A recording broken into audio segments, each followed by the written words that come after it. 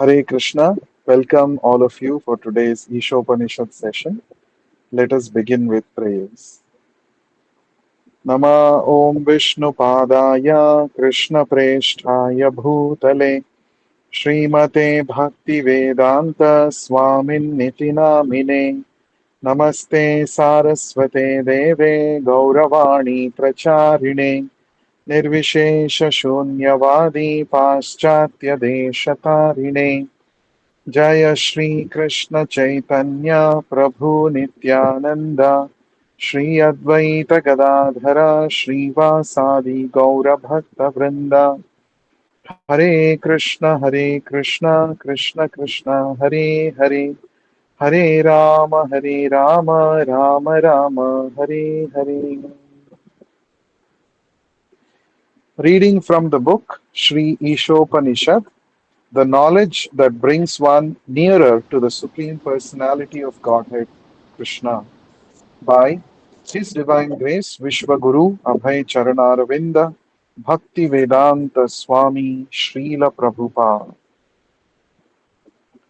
Mantra 11.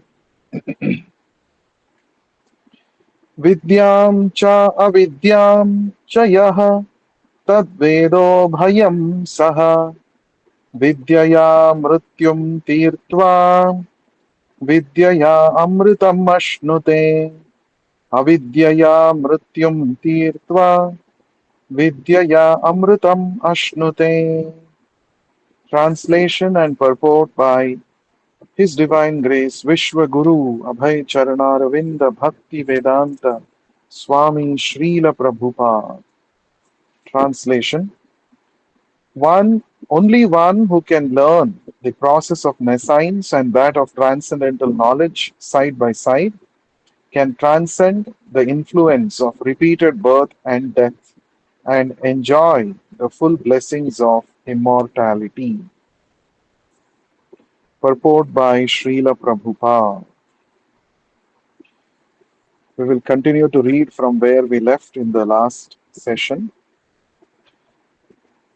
The path of avidya, or advancement of material knowledge for sense gratification, is the path of repeated birth and death.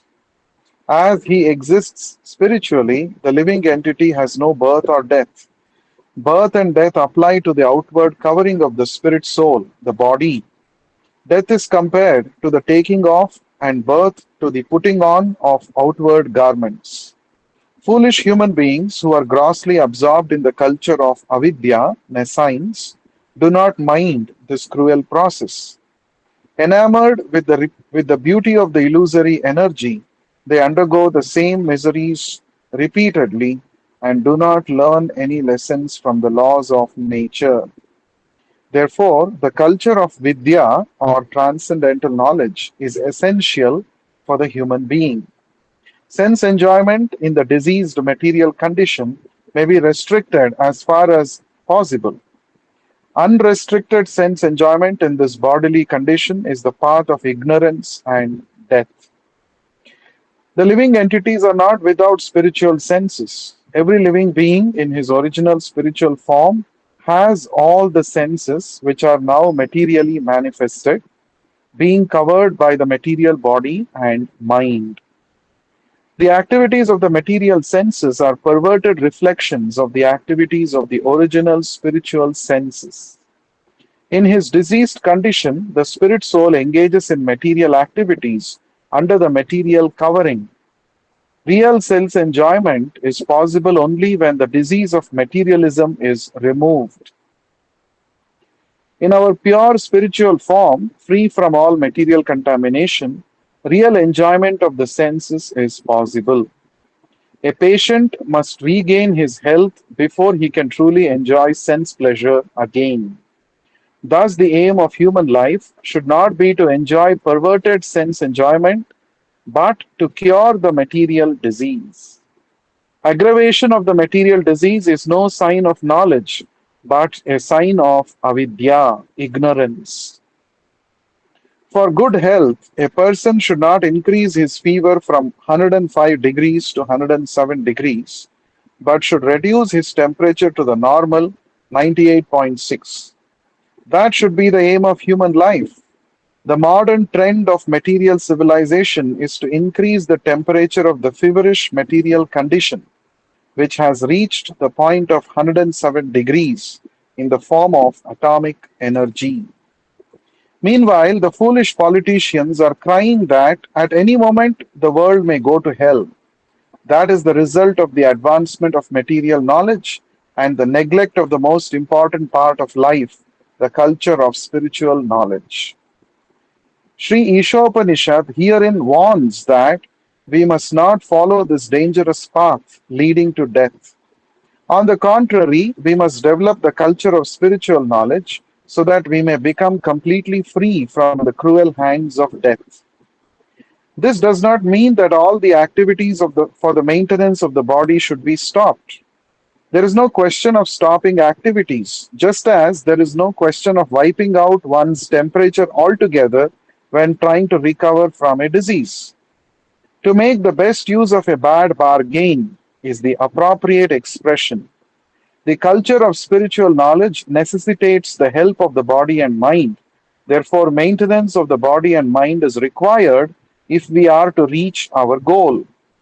The normal temperature should be maintained at 98.6 degrees, and the great sages and saints of India have attempted to do this by a balanced program of spiritual and material knowledge. They never allow the misuse of human intelligence for diseased sense gratification. Human activities, diseased by a tendency towards sense gratification, have been regulated in the Vedas under the principles of salvation. This system employs religion, economic development, sense gratification, and salvation. But at the present moment, people have no interest in religion or salvation. They have only one aim in life, sense gratification. And in order to achieve this end, they make plans for economic development. Misguided men think that religion should be maintained because it contributes to economic development, which is required for sense gratification. Thus, in order to guarantee further sense gratification after death, in heaven, there is some system of religious observance. But this is not the purpose of religion. The path of religion is actually meant for self realization, and economic development is required just to maintain the body in a sound, healthy condition. A man should lead a healthy life with a sound mind just to realize vidya, true knowledge, which is the aim of human life. This life is not meant for working like an ass or for culturing avidya for sense gratification. The path of Vidya is most perfectly presented in Srimad Bhagavatam, which directs a human being to utilize his life to inquire into the absolute truth. The absolute truth is realized step by step as Brahman, Paramatma, and finally Bhagavan, the personality of Godhead. The absolute truth is realized by the broad minded man who has attained knowledge and detachment by following the 18 principles of the Bhagavad Gita described in the purport to Mantra 10. The central purpose of these 18 principles is the attainment of transcendental devotional service to the personality of Godhead. Therefore, all classes of men are encouraged to learn the art of devotional service to the Lord. The guaranteed path to the aim of Vidya is described by Srila Rupa Goswami in his Bhakti Rasamrita Sindhu, which we have presented in English as the nectar of devotion. The culture of Vidya is summarized in Srimad Bhagavatam, Canto 1, Chapter 2, verse 14, in the following words. तस्मादेकेन मनसा भगवान् सात्वतां पतिः श्रोतव्यः कीर्तितव्यश्च ध्येयः पूज्यश्च नित्यदा. Therefore, with one pointed attention, one should constantly hear about, glorify, remember, and worship the personality of Godhead, who is the protector of the devotees. Unless religion, economic development, and sense gratification aim toward the attainment of devotional service to the Lord, they are all simply different forms of nescience, as Sri Ishopanishad indicates in the following mantras. Thus ends the Bhakti Vedanta purport. So we have been discussing Ishopanishad Mantra 11 from the last session. And the mantras 9, 10, and 11, they have the same common theme of trying to enlighten us about the difference between Vidya and Avidya. So, Vidya actually means spiritual knowledge, which elevates our consciousness, which helps us to actually progress towards the real goal of life, which is to get out of the material existence and to go back to our original spiritual existence, where we have a loving relationship with Krishna. And Avidya means that which simply makes us conscious of our own body.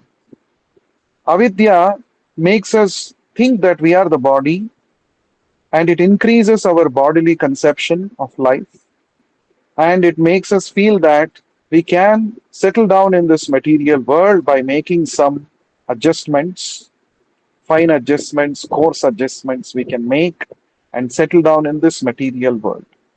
That means both are knowledge, but the goal of both knowledge are different.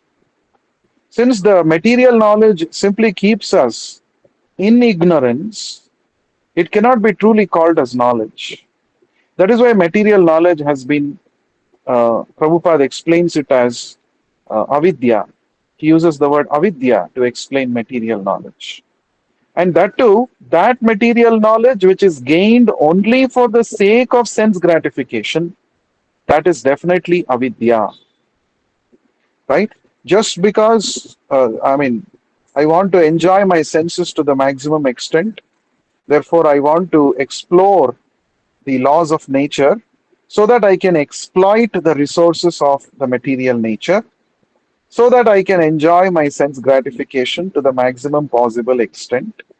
That has become the purpose of education, unfortunately, in the current world, in the current times. And this has been condemned in Ishopanishad. So, the material knowledge gained just for enjoying senses, that is avidya. And the effect of avidya is we get bound to the bodily conception of life, and we are forced to enter various species of life and continue our material existence. On the contrary, vidya is that which liberates us. Sa vidya ya vimuchyate. As we have discussed this earlier, this is a quotation from the Vishnu Purana. That is indeed vidya which liberates. So that is vidya which frees us from the material consciousness and elevates us to the spiritual platform. That is real vidya. And we have discussed in Mantra 10, Srila Prabhupada quoted in the beginning of the purport the 18 items of knowledge that Lord Krishna spoke about in the 13th chapter of the Bhagavad Gita. And we need to consciously cultivate this knowledge, these 18 items of knowledge that Lord Krishna himself has mercifully revealed.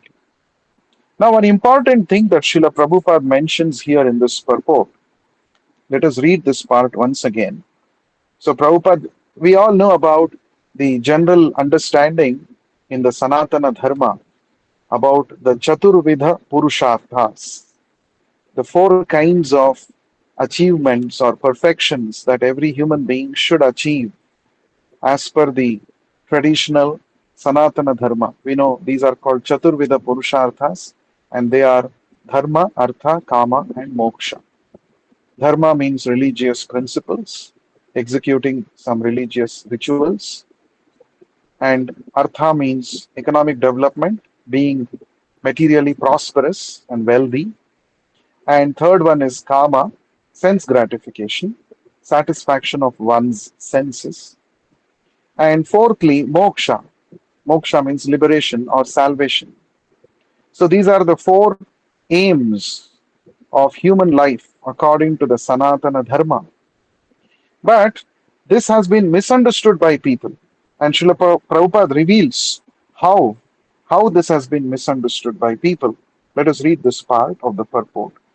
Human activities, diseased by a tendency towards sense gratification, have been regulated in the Vedas under the principles of salvation, moksha. This system employs religion, dharma, economic development, artha, sense gratification, kama, and salvation, moksha. But at this present moment, people have no interest in religion or salvation. So people are not interested currently in dharma and moksha. They are more focused on the other two items. What is that? Artha and kama. Artha means earning money, and kama means satisfying the senses. They have only one aim in life, sense gratification. And in order to achieve this end, they make plans for economic development. So that means people have ignored out of the Chaturvida Purusharthas, Dharma and Moksha are not at all in the picture. People are not bothered about it. People are only bothered about sense gratification, Kama.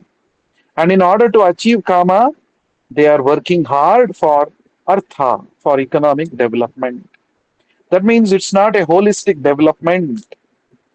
It's not, that means they have ignored what the Vedic scriptures have told, right? So everybody is only interested in satisfying one's Kama and he is busy in earning Artha for this purpose.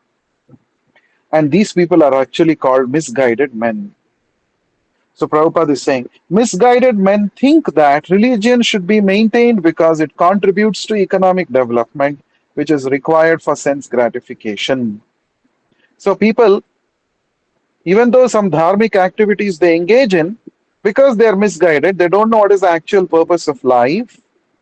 They think that I will perform some religious rituals so that God will be pleased with me and I'll receive his blessings so that I can get some artha, some money, some wealth, so that I can secure the objects of my sense pleasure.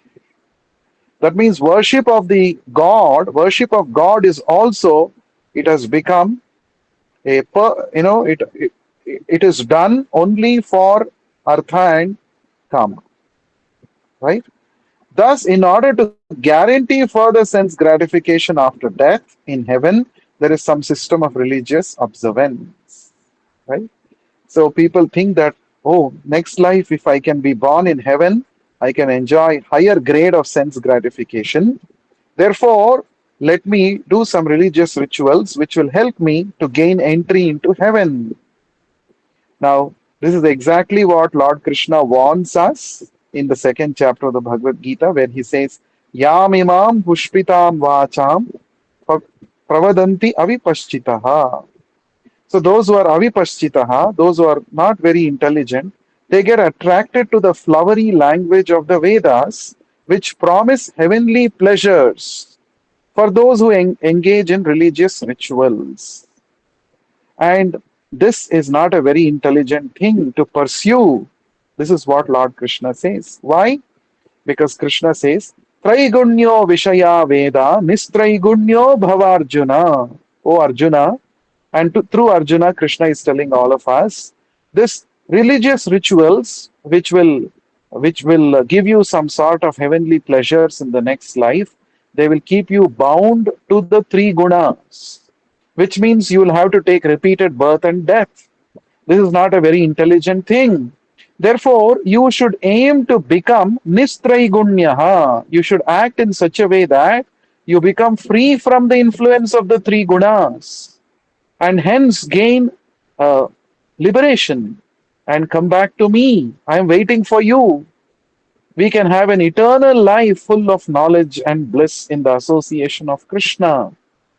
So Krishna is calling us towards him in the spiritual world. He's saying, why are you suffering in this material world? Why should you go through this repeated birth and death? And if you are subscribing to the Vedic rituals of the Karma Kanda, no doubt you have to work very hard, perform those rituals, and no doubt you will get some heavenly pleasures in the next life.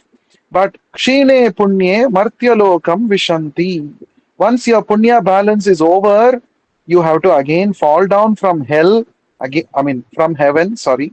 You have to again fall down from heaven and again come to the earthly planet, and again you have to engage in those rituals, karma kanda rituals.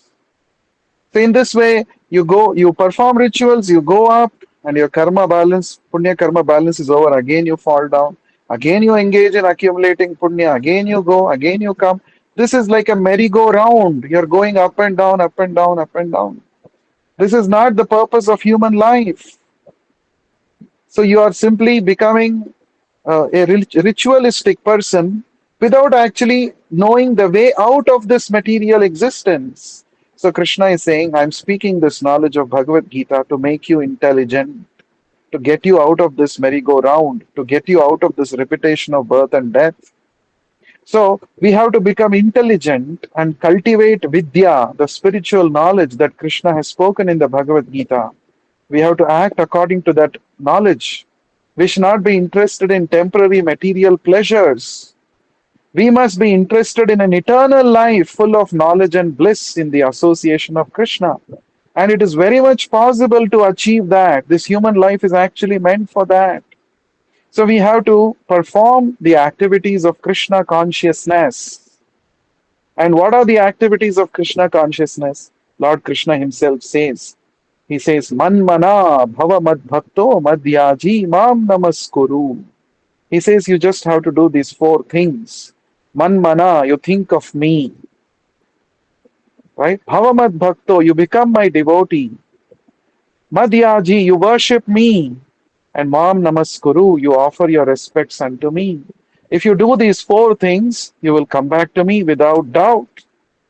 This is Krishna's promise in the Bhagavad Gita. And how to actually practically do this in our daily life? Srila Prabhupada has given that process. You chant 16 minimum rounds of Hare Krishna Mahamantra every day. Chant with attention. Hear each word of the mantra. And follow the four regulative principles. In that way, you keep away from the influence of Kali and sinful tendencies. And then you read transcendental literature, hear Bhagavad Gita and Bhagavatam in the association of devotees, cultivate spiritual knowledge, vidya, by which you will develop the discrimination, what to do, what not to do in my life, how to become more fixed up in devotional service. Prabhupada has revealed all this in his books. So we have to take interest to read these books given by Srila Prabhupada. And then we should engage in devotional service to the Lord as per our situation, as per our guna karma swabhava, based on proper guidance. In this way, we should engage in devotional service. And if you do this, this is the actual manmana bhava madbhakto madhyaji mam namaskuru. This is a practical application of these instruction of Krishna in the Bhagavad Gita. And this is the purpose of Isopanishad, Bhagavad Gita, Bhagavatam, and all the Vedic scriptures to direct all of us towards rendering devotional service to Krishna. That is the purpose. So, another interesting example that Srila Prabhupada gives in this purport, Prabhupada compares our material existence to fever, bhavaroga, it is also called material disease. In fever, what happens is our body temperature increases. The normal ideal body temperature is 98.6 degrees Fahrenheit. But when the temperature goes above that, say 105, 107, then, that means it is not a very good, healthy situation. All the bodily processes, the different life processes happening in the body will get obstructed because of the high temperature. And so it is not a good sign. That's why when a person is having fever, you keep using your thermometer and you keep checking what's the temperature, isn't it? If the temperature goes to very high dangerous levels, so it is, it is very dangerous for the person's life, and he may have to be admitted into the hospital for intensive care, isn't it? Now, this material existence is also compared to fever. So, we are in a disease condition. We have to do something to reduce our fever, reduce the temperature. not that we become engaged in activities which will increase the fever. See how beautifully Srila Prabhupada explains this analogy, because we all can relate to this example, because all of us have experienced fever, increase in the temperature, and how we feel uneasy when the body temperature increases. So you have to do something. Suppose you're having high fever, you keep a, uh, a wet cloth on your forehead, isn't it? And that absorbs the heat. And you also take some antipyretic drugs, medicine which reduces the body temperature, antipyretic, isn't it? So that means in currently in our material existence, we should all realize that I have this fever called material disease, and I should not do something which will increase the temperature. So simply cultivating material knowledge for the sake of sense gratification, it is nothing but increasing your temperature. How beautifully Srila Prabhupada says. You see, we'll read this part once again. Aggravation of the material disease is no sign of knowledge, but a sign of avidya, ignorance. For good health, a person should not increase his fever from 105 degrees to 107 degrees, but should reduce his temperature to the normal 98.6 degrees. That should be the aim of human life. The modern trend of material civilization is to increase the temperature of the feverish material condition, which has reached the point of 107 degrees in the form of atomic energy. So much of material education, material knowledge, exploration human beings have taken up, that they have now reached a point called discovery of the atomic energy. They have produced the deadly nuclear weapons which can destroy the whole life planet on the planet. That means what is happening without cultivating spiritual knowledge? If the whole world is only focusing on increasing material knowledge for the sake of exploiting material resources, what happens is the fever is increasing. And in the fever, what happens? Because of this material fever increase, they are producing things, human society is producing things which are capable of destroying its own existence, like the nuclear weapons. Right? Now, when the world war happens, imagine what will be the condition. Practically every country has nuclear weapons. And if at all a third world war happens, the entire life forms on the earth will be wiped out, undoubtedly. That means we are so proud that we are materially very advanced. But what have you produced with your advancement of material knowledge? You have only produced weapons which can destroy yourself. So that is why, without spiritual knowledge, simply giving emphasis to material knowledge is so detrimental to our existence. This has to be understood very carefully. So Prabhupada says, Sri Ishopanishad herein warns that we must not follow this dangerous path leading to death. Right? So, what is that dangerous path? That is the result of the advancement of material knowledge and the neglect of the most important part of life, the culture of spiritual knowledge. So, when the spiritual knowledge is ignored and a great emphasis is laid only for advancement of material knowledge, then we should know that the entire human society is treading the path leading to death. And that we are seeing practically today in the form of wars. So, what is the ultimate purpose that we have already discussed? And Prabhupada is saying the culture of Vidya is summarized in this verse of the Bhagavatam. Tasmad ekena manasa Bhagavan Satvatam Patihi Shrotavya Kirtitavyascha Dheya Pugyascha Nityada. So therefore, with one pointed attention, ekena manasa, what we should do? We should constantly shrotavya, hear about, kirtitavya, glorify about, right? Dhyeyaha, remember the Lord. Pujyaha, worship the Lord. Whom should we worship? Nityada. Nityada means always, constantly. With ekena manasa, we have to do this towards Bhagavan Sattvatam Patihi, the Supreme Personality of Godhead, who is the protector of the devotees. Sattvata, it's a very beautiful word. Sattva Guna, we all know Sattva Guna means the platform of knowledge. Devotees are called as Sattvata because they are attached to Sat. Sat means real existence, eternity. So the Lord is Sat. Anything connected with the Lord is also Sat. His holy name, His service, all this is Sat.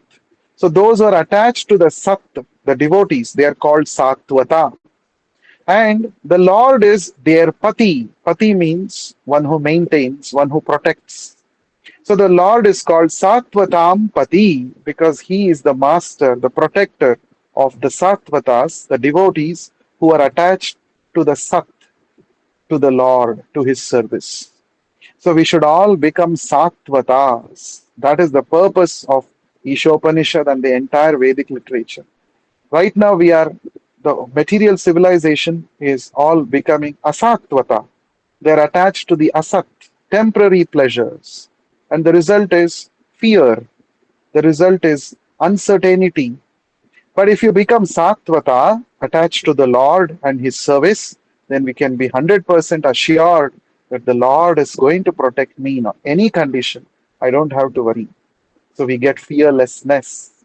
That is the result of becoming a Sattvata because we get the protection personally by the Lord who is Sattvatam Patihi. So let us all engage in devotional service to the Lord by chanting His holy names, by using our talents and abilities in the service of Krishna in the mission of Srila Prabhupada, and thus get complete shelter of Bhagavan Sattvatam Patihi. With this, we come to the end of today's session. We shall meet again in the next session. Shri Ishopanishad ki jai, Vishwaguru Srila Prabhupada ki jai. In a short while, we will be reciting the first part of the first chapter of the Bhagavad Gita, the verses with translation. I request all of you to please stay online.